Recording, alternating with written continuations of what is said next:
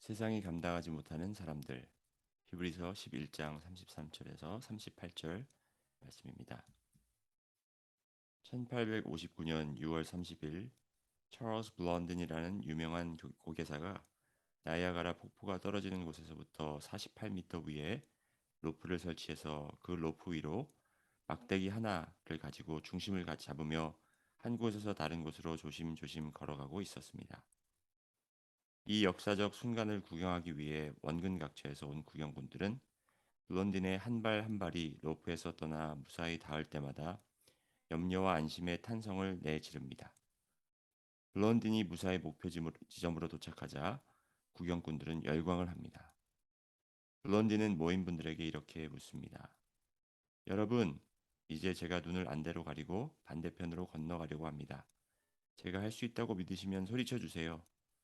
관객들은 You can do it, Blondin. We believe in you. 하고 크게 외치며 열광하였습니다. 눈이 가려진 상태임에도 불구하고 블론딘은 로프 위를 걸어 다른 쪽으로 무사히 도착하였습니다. 블론딘이 또 관객을 향해 소리칩니다. 여러분, 이제 제가 자전거를 타고 반대편으로 건너가려고 합니다. 제가 할 수 있다고 믿으면 소리쳐 주세요.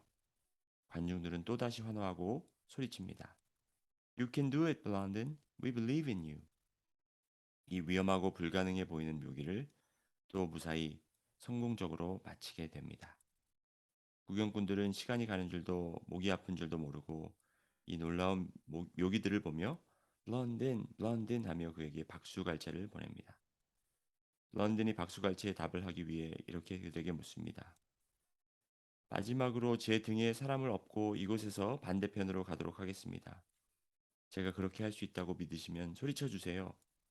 관객들은 또 하나의 엄청난 묘기를 목격할 수 있다는 기대로 소리칩니다. You can do it, London. We believe in you. 런던이 또 관객을 향해 이렇게 외칩니다. 그러면 여러분 중 제 등에 업힐 분 한 분을 이 위로 모시겠습니다. 누가 제 등에 업히겠습니까?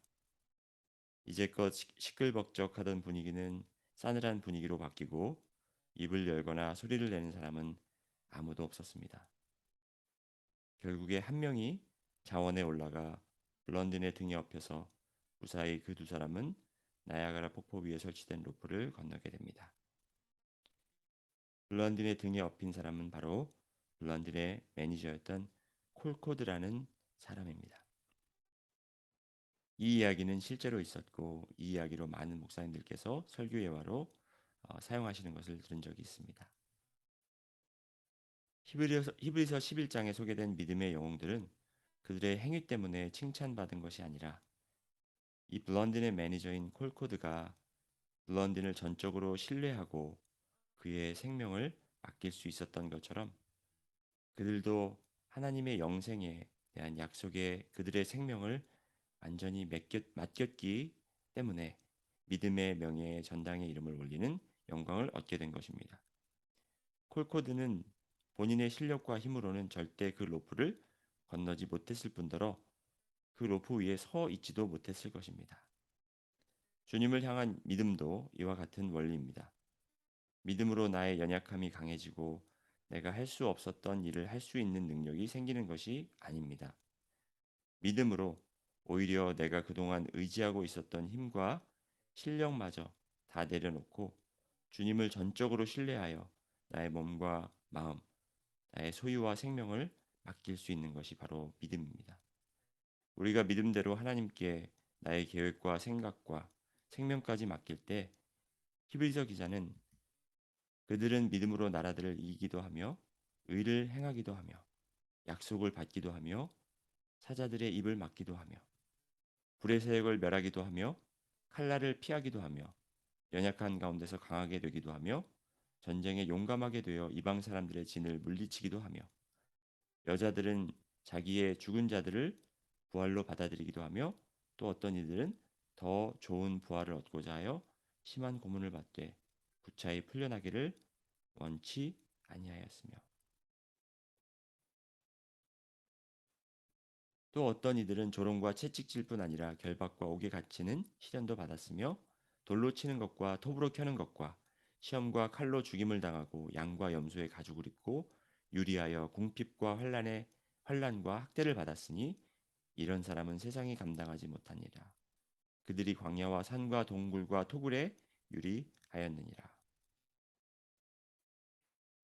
믿음대로 순종하였더니 승리와 기적도 있었지만 아픔도 겪고 사랑하는 사람도 잃고 죽는 경우도 있었습니다. 믿음은 이렇게 우리가 처해 있는 위험들을 피할 수 있도록 돕는 도구가 아니라 위험을 담대함으로 맞설 수 있게 도와주는 도구입니다. 위험을 담대함으로 맞서 싸울 수 있는 이유는 바로 영생에 대한 확신이 있었기 때문이죠. 예수님께서 말씀하셨습니다. 나는 부활이요 생명이니 나를 믿는 자는 죽어도 살겠고 무릇 살아서 나를 믿는 자는 영원히 죽지 아니하리니 이것을 내가 믿느냐. 이 믿음이 바로 부활의 믿음입니다. 지금 시대의 교회가 필요한 것은 부활의 믿음 위에 사는 것입니다. 우리의 영생을 약속하신 주님 등 위에서 우리의 생명을 맡겨 그분이 우리를 옮기시는 대로 순종하며 따른다면 세상이 아무리 악해지고 적 그리스도화 될지라도 교회와 믿는 성도들은 세상이 감당할 수 없는 그런 분들이 되실 것을 믿습니다.